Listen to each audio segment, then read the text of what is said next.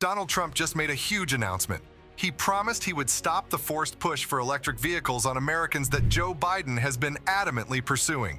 According to Trump, EVs are a total scam, and they should not completely replace gas-powered cars. This is in stark contrast to Joe Biden's proposed policy that will likely shutter all gas car manufacturers in the U.S. Biden's aim is to replace all internal combustion cars on the road with electric vehicles. However, his policies regarding EVs have failed to bring prices down and make adoption easier. So what are your thoughts on Trump's stance? Do you think that the days of EVs are over? Whatever the case is, here's everything you need to know about Donald Trump's views on the future of electric vehicles in America.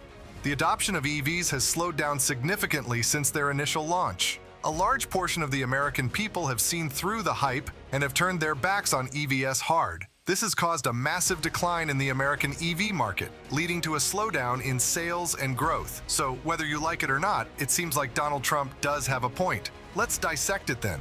What's happening in the American EV market? Despite initial momentum and growing interest in electric mobility, several challenges have emerged, dampening the growth trajectory of EVs in the United States. The first factor to consider is the supply chain disruptions.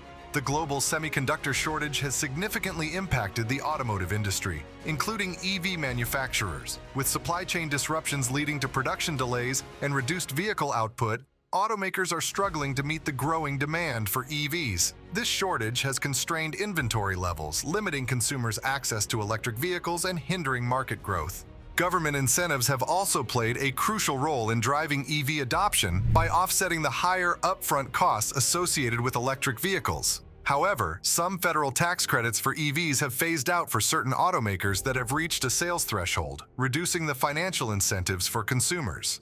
Additionally, uncertainty surrounding future incentive programs has created hesitation among potential EV buyers. Despite advancements in EV technology, internal combustion engines or ICE vehicles continue to dominate the automotive market. The affordability and widespread availability of traditional gasoline-powered vehicles present a formidable challenge to EVs, especially in regions with limited charging infrastructure. In recent years, low gasoline prices have diminished consumers' economic incentive to switch to electric vehicles. There is also the factor of range anxiety, which remains a significant barrier to EV adoption. Although the range of electric vehicles has improved in recent years, concerns about limited driving range and the availability of charging stations persist among consumers. The need for a robust and widespread charging infrastructure is crucial to alleviating range anxiety and instilling confidence in potential EV buyers. Moreover, there are still misconceptions surrounding electric vehicles, such as concerns about battery life, performance, and maintenance costs. Additionally, some consumers may perceive EVs as less convenient or practical compared to traditional vehicles, further inhibiting adoption rates. We also have to look at economic factors, such as fluctuations in fuel prices, consumer preferences, and economic uncertainty, which influence purchasing decisions in the automotive market.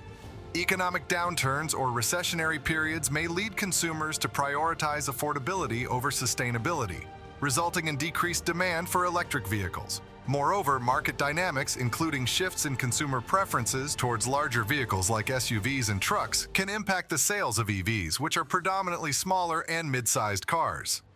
Do you agree with these concerns, or do you think they are just issues that are being blown out of proportion? Trump's stance on EVs: if you thought EVs were the future, then Trump's got different ideas. His rallying motto is, "Vote for me, and I'll stop this EV madness immediately." He is positioning himself to be the savior of America by removing Biden's policies, essentially calling upon the detractors of the current state of affairs. Trump has made it quite clear that if he is president again, then he will slam the brakes on EV production. He sent out a message that stated, EVs are a disaster for the middle class, and it's time to bring back the glory days of gas cars." So why is Trump so passionately against EVs? He believes that EVs are way too expensive and that we are making a mistake by completely leaving behind traditional gas-powered cars. Moreover, as more EVs are being manufactured, the reliance of the US on China will also increase. These are some serious concerns for the American economy, as EVs could potentially wipe out a huge chunk of the country's automobile industry. This is especially true for places like Michigan that thrive off traditional combustion vehicles. A complete shift to EVs would not only negatively impact the American automotive industry, but would also cause many people to lose their jobs. According to Trump, Biden's push for EVs is directly playing into China's hands, as China is one of the leading manufacturers of lithium-ion batteries, which are the primary power source of EVs. He is painting a picture where America would lose its competitive edge over the car world, and China takes the lead. What do you think about Trump's stance on the matter? Let us know in the comments below. The reality of EVs in America. General Motors and Ford are two of the leading EV manufacturers in the US. What's interesting is that making these vehicles is not as labor-intensive as gas-powered cars. EVs require fewer parts, simpler assembly, and overall lower costs. Manufacturers also require fewer people to make EVs, and the wages paid for these jobs are lower. Although many argue that EV production is much more economical, more EVs would equate to a decline in jobs and wages in the automotive industry. There's also the matter of repair costs associated with EVs. A user once reported that it cost him $22,000 just to fix a small dent on a Rivian. Not only that, it also took 2 months for the issue to be resolved.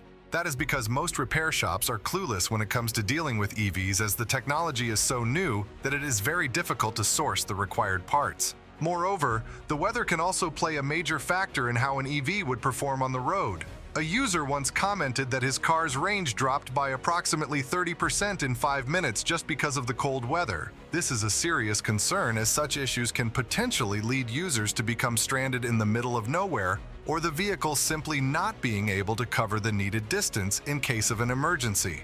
Also, a study by S&P Global has revealed that almost 50% of the people who own an EV are considering switching back to traditional gas-powered vehicles. This demonstrates that although EVs are popular, they are not what people are looking for. These vehicles have several challenges and compromises associated with them which most car owners are not comfortable having to deal with. The current President of the United States, Joe Biden, has also played a significant role regarding the current situation of EVs in America.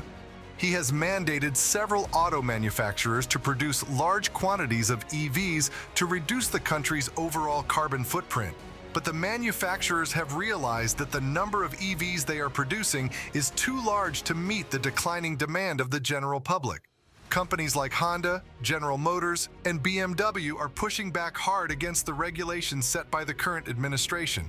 Sales are not as great as expected, and the financial constraints are becoming too much to bear. For instance, Ford suffered a $4 billion loss, and GM incurred a $700 million loss because of the mandates. Given the data, do you think that the dream of an all-electric future is still a possibility? The aggressive push for EVs. Biden is pushing hard for a clean energy transition in the US. Perhaps he is pushing a bit too hard, as it looks like the general people are not fully on board with his vision. According to the US Environmental Protection Agency, or EPA for short, it is projecting that 67% of all new vehicles sold in America will be EVs by 2032. That is a bold estimation by any standard, as the adoption rate of EVs in 2023 was only 5.8%. America is way behind China and Europe in this regard, as China has the highest number of EVs in the world and Europe has the most robust charging infrastructure. But the question we have to ask ourselves is, why is this the case? Well, the average cost of a new EV in the US is about $58,000, whereas the average cost of a traditional gas-powered car is around $48,000.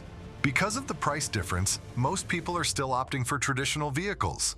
Combine the high price with all the challenges of owning an EV, and it's quite clear why the future is so uncertain. Right now, the enthusiasm for EVs is waning and the market is in flux. Trump's proposition is simple: focus on hybrid and gas cars and bring down the price of EVs. He understands that the required infrastructure for an all-electric future isn't there yet. Conclusion. On one side of the coin, we have Trump, who believes that EVs are a bad deal for America, as they could potentially hamper the country's economy and jobs and lose their advantage to China. On the other side, Biden sees EVs as the future and a solution to the country's growing carbon footprint. Regardless of which side you fall on, only time will tell what the outcome will be. That about wraps it up. If you enjoyed our take on Donald Trump's stance on the future of EVs in America, then hit the like, subscribe, and bell icon.